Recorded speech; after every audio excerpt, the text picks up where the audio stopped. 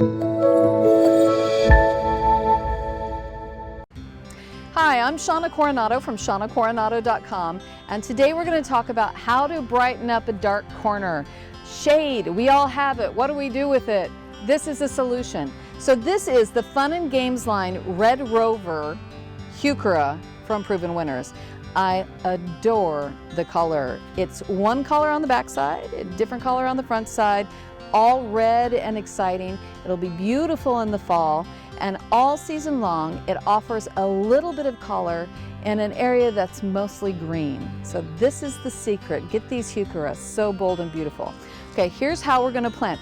Just like you plant any perennial, I want you to make sure that your soil is doing well. You need to test your soil before you plant regularly so you know how to amend it. I've amended this with rotted manure and compost. Makes for a really great growing medium. Now all you have to do when you plant it, take the tag out. I throw a handful of organic fertilizer into the hole, and then I do what's absolutely important. You must loosen the roots a little.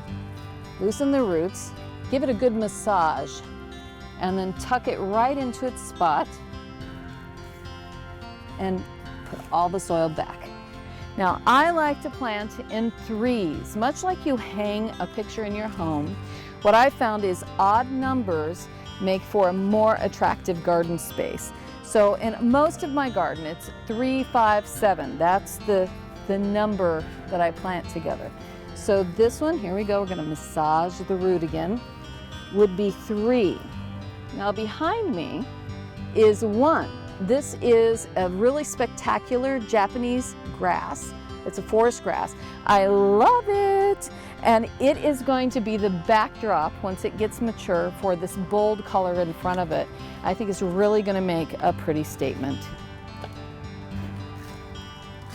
Go, fertilizer in, and that's it.